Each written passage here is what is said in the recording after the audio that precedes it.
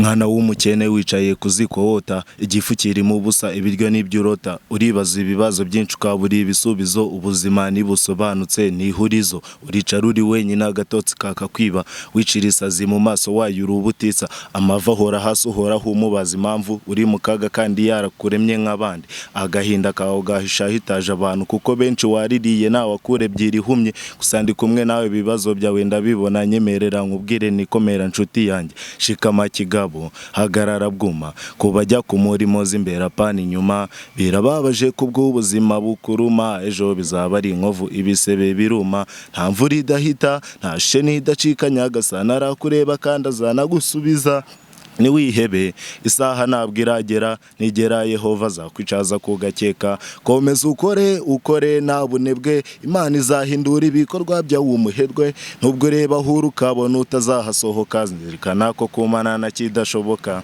wigeze kuriririra ryuzura ububiko, ntiwarimenya ahubwo waratamiye urarimira, n'ubundi amarira y'umugabo atemba ajya mu nda, weretse abantu bose agahinda urwaye niwakira, inkuta zifite amatwi, imihanda ifite iminwa, ubutakira bifuza kutabagura n'imbarwa, kirirya inyo kurindi kaza umutsi bizashira, kora wiheranwa n'agahinda no kurira, isi niguha amaseno uzayinubire, aho kuyatuza yafata uyagira ifumbire, iby'isi biragoye kandi ni birebire, nta nzira y'imbusa bibahigana ku bukire.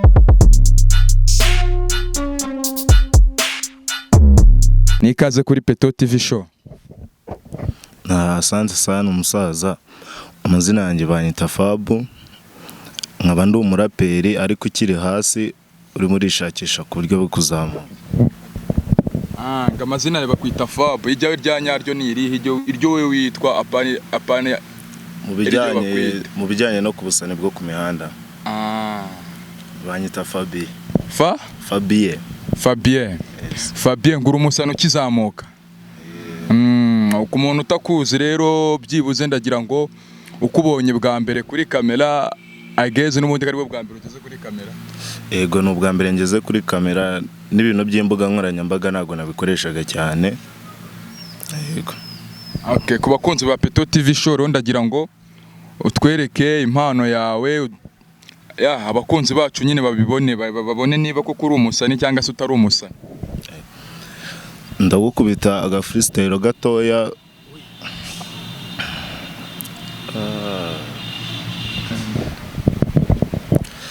Okay, twatangira naribi.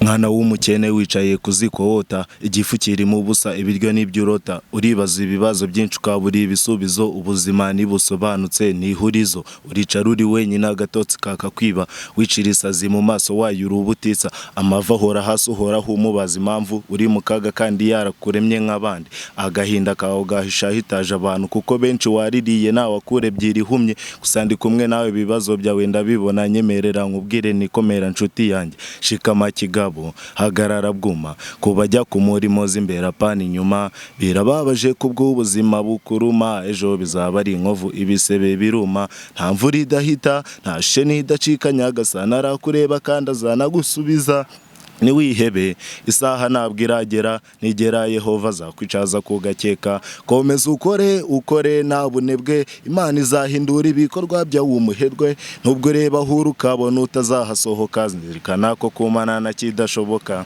wigeze kuriririra ryuzura ububiko, ntiwarimenya ahubwo waratamiye urarimira, n'ubundi amarira y'umugabo atemba ajya mu nda, weretse abantu bose agahinda urwaye niwakira, inkuta zifite amatwi, imihanda ifite iminwa, ubutakira bifuza kutabagura n'imbarwa, kirirya inyo kurindi kaza umutsi bizashira, kora wiheranwa n'agahinda no kurira, isi niguha amaseno uzayinubire, aho kuyatuza yafata uyagira ifumbire, iby'isi biragoye kandi ni birebire, nta nzira y'imbusa bibahigana ku bukire, shikama kigabo hagarara bwuma, ko bajya ku murimo z'imbere apana inyuma, birababaje kubw'ubuzima bukuruma, ejo bizaba ari inkovu ibisebe biruma.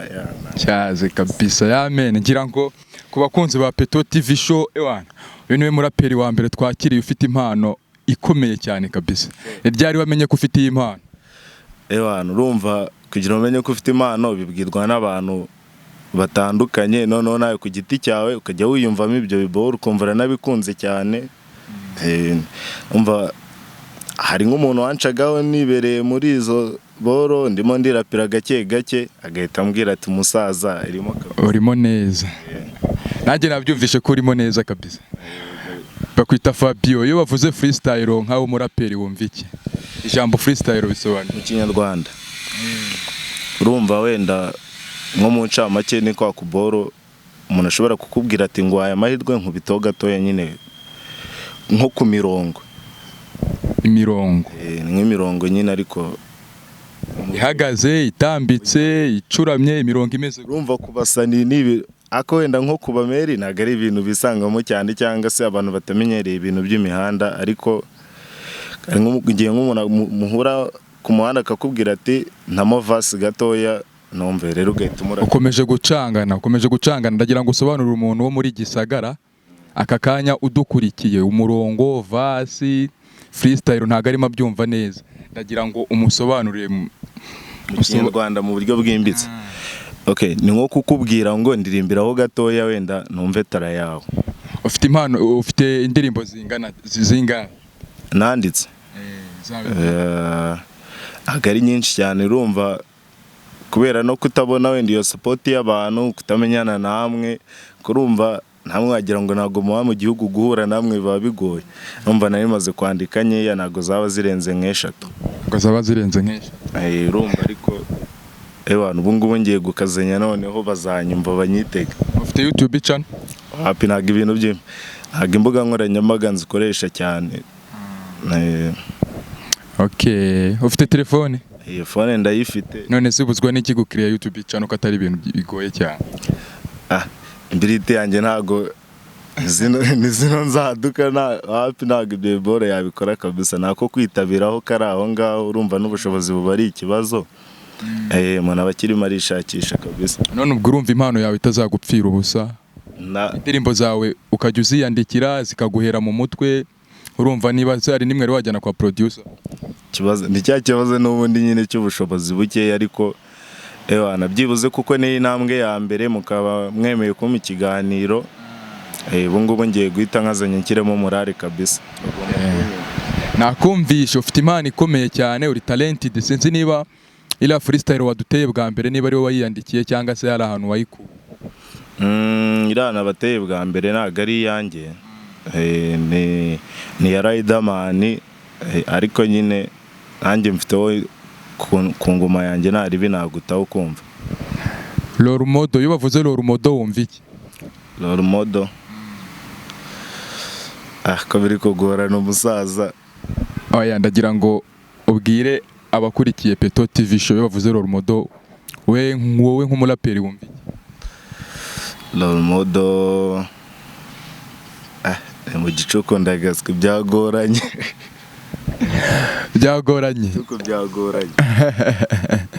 Okay, umuhanzi ukunda cyane mu baraperi mu Rwanda ninde, cyangwa se ufata nk'intangarugero, uwo ukunda kurusha abandi, uwo ugenderaho, uwo wumva nyine mbega muri make ewana uvuga ati uyu nguyu ngomba kumera nkaho uko byagenda kose? Kari benshi, ubwo ni umwe gusa cyane arenzaho wenda kugira nka babiri cyane. Tubwire babiri. Wa mbere bamwita Riderman, ibisumizi ndamwemera byatari, agakurikira Rusaki kabisa, agakurikiraho n'umusaza Bulldog. Buda ndamwemera nayo byadanje. Okay, ndagira ngo abo ngabo bafitanye icyo sinzi niba nayita EP cyangwa se nayita wenda album. Bita icyumba cy'ikiburya cyangwa ntago ujya ubakurikira? Icyumba cy'amateka, icyumba cya rap. Icyumba cy'amategeko. Icyumba cy'amategeko. Komeje kuba mu gicuko. Ariko ndagira ngo rero mu ndirimbo bafitanye bombi ari babiri, ugire imwe uturirimbiramo. Ariko iyi album iyo ariyo yose yose bafitanye ingoma bita hip hop. Kamva vasi ya hip hop.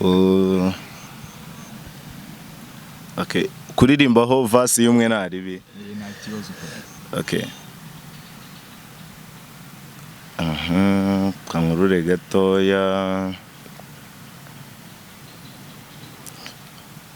Bwaratangira ngo iyi ni hip hop buri message muri rusange buri butumwa tubatamo imvange buri ruhande buri iyi ni hip hop sha musaza Okay, ndagira ko rero ku bakunzi ba Peto TV show bakomeje kudukurikirana aha ngaha twakiriye umuraperi ukizamuka cyangwa se twakita nk'umu upcoming rapper amwita Fabio, ndagira ngo aturirimbire ku ndirimbo ye bwite yiyandikiye. mfite ingoma bita umukozi wo mu rugo, ubwo bari kubwira bano ba boss bigize bagaheza bakandamiza bari abapeti. Indirimbo konzi kwihari ingoma bita umukozi wo mu rugo. Aya hari undi muhanzi wigeze kuririmba n'ubundi ayayo avuga ku ba boss batishyura ariko oyayo yo ngiyo ntabwo ndi kuvuga ko ingoma yitwa gaheza, ahubwo ni bano bakire nyine bakandamiza bano bana mane. Okay, ngaho let's get twagiye kabisa twagiye. Okay, nafatwa nk'umuntu ahubwo afatwa nk'inyamaswa, ninde uri mu bibazo n'umukozi wo mu rugo nahabwa agaciro afatwe. Yego. Okay, twatangiye. Ninde uri mu bibazo n'umukozi wo mu rugo, ninde uri mu byago n'umukozi wo mu rugo nafatwa nk'umuntu ahubwo afatwa nk'inyamaswa, umuntu wagukoreye ugitwita uwo mupeti akarinda avuka akarinda agenda n'umuha agaciro ukamufata nk'inyamaswa, aragusaba konje arwaye ngo agenda agiye nahabwa agaciro nafatwe nk'abandi bantu. Ninde uri mu bibazo n'umukozi wo mu rugo nafatwa nk'umuntu ahubwo afatwa nk'inyamaswa, umuntu wagukoreye ugitwita uwo mupeti n'umuha agaciro ukamufata. My brother, bimeze bite ko mbona nta myuka ufite, byagenze gute? Harabura iki? Muzaza byakomeye ndagaswa bayo. Urashonje? Aya agaruka uvuga ngo no gusonza cyangwa nuko tugusanze hano ku mihanda utarubyiteguye none kuko wenda uba waranditse ukazishyira hariya ukajya ukubitaho gake gake, ariko nyine kwa kudahora ubihozamo, kuko iyo ibintu uri kubona nta shingiro bifite ukabona nta n'ahantu biri kugana, urumva ntabwo uba wabyitayeho cyane. Kuko wenda nk'urugero nari ngiye kumara hafi nk'imyaka 2 bine bibora ndimo ndabitekereza, ariko nta n'umusani n'umwe twari twahura no ku mihanda byibuze. Urumva rero nk'uko kuko mamunguyeho mununguye ntago byabura kunjabuka kabisa, ariko nyine Imana irahari kabisa. Imana irahari. Ikibazo no kutari kuyidukundisha ngo tuyumve nyine tuyikonde. Ibyo ngibyo wenda nta kabazo gato kaba kabayemo ko kwitaba umuntu yiteguye cyane, ariko umuntu yabyitaho kabisa. Ubutaha bazumirwa utabazumirwa. Irani na Amerika biri gupfa iki muri iyi minsi? Ibintu bya politike se oya ko nta ngomba nkurikira radio nge nagiye kumva numva ngo Amerika yabisoje kuri Irani, numva umukuru w'igihugu bamwivuganye, aka ntabwo nari nzi ngo birimo birapfira he. Umukuru w'igihugu bivuganye no w'ikiye gihugu? No wa Irani yitwa ngo iki? Arabuse uri amazina yabo abacanganye ntago wapfa kuri kurura. Ni nko kugutungura akakubaza ati perezida w'Ubushinwa yitwa ngo iki? Ubwo yakunanira we wenda kuko umuntu abahora amwumva ntago wapfa kumenyerwa. Yitwa ngo iki perezida w'Ubushinwa? Bamwita Xi Jinping. Bamwita Xi Jinping. Ntabwo beshye? Ntabwo ndamuzi umusaza niwe atari ko yitwa se. Cyetse byabamo kuba mbivuze nabi, ariko niko yitwa. Shaka irindi zina ryuvuze ntago ari. Niko yitwa ndabizi neza ntago. Aho Amerika amwita Trump. Okay, ndagira ngo rero nk'abakunzi ba Peto TV show badukurikiye kandi ahari, nagira ngo bagire ikintu batubwira kuri uyu muntu twazanye, uyu mutumirwa twatumiye uyu munsi, batubwire niba rwose hari ikirimo cyangwa se niba babona ntacyo bafatamo, ubwo baraza kutubwira muri comment. Rero ndagira ngo ushire ubwoba, ushire impumu, uturirimbire kabisa nta bwoba na bucyo ufite, kuko turashaka kumva impano yawe kabisa. Niba uri tayari utubwire. Musaza ko nongeye wamaye gato yakuko nk'abantu kuko birimo biranja. Uri kubikurura ubikura he? Urimo urabyumva birimo biranja. Uri kubikurura ubivana he? mu mutwe wanjye none bikwege turebe. umusaza wampaye igihe nkabanza nkabikurura fresh Yayigenda kiguhaye. aka kanya keretse habaye ndaho next nibwo ntaza noneho urumva niteguye fresh kuko nk'ubu mba nunguwe ntabwo nari nabyiteguye. Next bisobanuye ni igikurikira nyine ntabwo igikurikire. Wagarukiye mu wa kangahe cyangwa se amashuri angahe wabashije kurangiza? aya narangije bya fresh mwatandatu ya mbere yisumbuye ya primaire. atandatu ya mbere abanza. Kubera icyo utabashije gukomeza cya kibazo cy'ubushobozi gaturuka nanone muri famiye umuntu yakuriyemo. Bari igihe ubona ukabona nk'ubuzima urimo ukabona ukaba ari nko kugora ababyeyi ugahitamo kwikoramo nta n'umuntu, ariko hajemo ikibazo cya kovide. None se twese kovide yaje tutiga twese tutarivuye. Mwebwe wenda itandukaniro rihari mwabashije wenda yaraje bakazajya bafunga amashuri bakongera noneho wenda wowe ushobora kuba wari uri hano mu mujyi ariko twabasane bo mu ntara twese twumva yuko mu mujyi bishyushye tuza mu ba mbere. Numva rero kugera hano i Kigali dutangira gushugurika ntabwo ibintu byo kwiga bikomeza. Ubwo ngubu uribana? Ubu ngubu ndibana kabisa. Kuki utagenda ngo ujye kubana n'ababyeyi? Asubira hari ahantu waravuyeyo. Wenda umuntu uzasubiraho ku kiriyo cyangwa ku mubatizo? Umuntu wenda agwamo agiye kubasura kureba wenda habaye nk'ikindi kibazo, ariko kuba yenyine ubwo keretse habonetse nk'indi mpamvu itumusubirayo. Ariko uri kubona ubuzima mu mujyi bwanze nta mpamvu yo guhatiriza ibidashoboka. Wasubirayo ariko ubu ntabwo biranga, umuntu aracyabasha gutigita bigakunda. Ukora iki mu buzima busanzwe uretse kuba wakicara wenda uri kuruhuka uvuye mu kazi ukandika indirimbo? Akazi kawe ka buri munsi urimo ukora iki? Nkora akazi k'ubuzamu. Gusa ubona hari icyo bizakugezaho? Cya icyizere umuntu agomba kwigira, ariko nyine ukurikije nk'ibiceri biba bivamo no muri uno mujyi wa Kigali. Nk'umuhanzi w'umuraperi rero ufite intambwe ashaka kugeraho, ushaka kuba nka Budo, ushaka kugera hejuru nka Riderman, kandi noneho ukora akazi k'ubuzamu ubu aka kanya isa ubihuza gute kugira ngo byibuze icyo ngicyo wifuza kuzaba cyo uzakigeraho kandi ukora akazi nakita nkaho kari fucking job muri aka kanya? Urumva bisaba kwihiringa umuntu akizirika muri dukeya nyine umuntu abona akagira utwo akoresha ariko akagira n'utwo asevinga. Ariko ntabwo navuga ngo wenda no gusevingira ahazaza hawe n'ibiki, no gusevinga ariko bikamfasha kwagura impano yanjye, kuko urumva banimo nko gutigita nk'ibyo biceri byo kujyana muri studio. Konzi ko bigoye cyane ku baraperi kugafata umuraperi yandika ingoma zigera mu 100 yamara gusohora muri 60 zikarinda zishira atarabona n'igiceri cy'icumi ziri hanze. Kandi ziri hanze ubu waka kanya ntago ari ukuguca intege, ariko se urabona koko araho uzagera? Nyeka yuko ariko wenda ibyo byabagaho wenda mu myaka yashize. Bano basani ba Bush bakizamuka, bano ba Budoge, ariko ubu ngubu iterambere rirahari y'abantu ibiceri bigomba kuboneka pe. Ari gukoresha iterambere ze kugira aho byibuze indirimbo ya mbere uzandika uzajyana muri studio byibuze basuzaye nyine izahita kuzamura utangire no kugafata style. No ntabwo urashinga YouTube channel, ubwo se urashingira ku cyuvuga ngo iterambere rirayi kandi nta YouTube channel. Ikibazo wenda cyo kutagira YouTube ni icya kindi nyine ni bwa bushobozi bukeya bwabayeho umuntu kandi none no guhura namwe, kuko kuvuga ngo urirwanyeho urizamuye iki gihe biragoye pe. Mwumva nyine abakeneye support yanyu, ariko umuntu agomba guhiga kabisa bikagomba bikaboneka.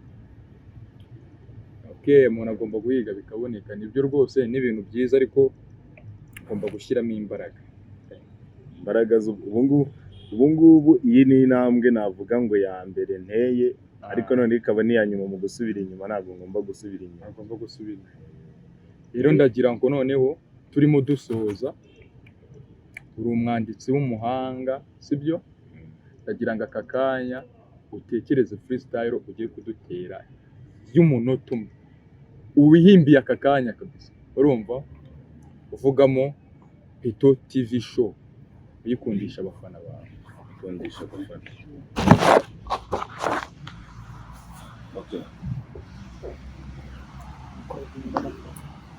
Watangira naribe. Okay. Banyarwandakazi, mujye mukurikirana imbuga nkoranyambaga. Hari YouTube channel yitwa Peto TV show, irarenze irakaze bya hatari, zamura impano z'abana n'abanyarwandakazi, abakuru n'abasaza mwese mwisangamo. Ni muyikurikire, muyikorere sabo, mukande na like. Peto TV show irarenze bya hatari. Amen.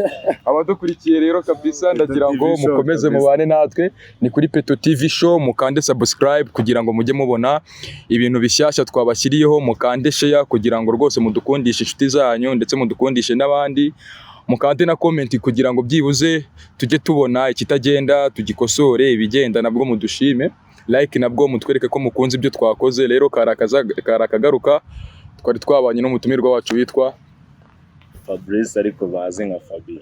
Okay, na akazagaruka rero, ciao ni kuri Peto TV show.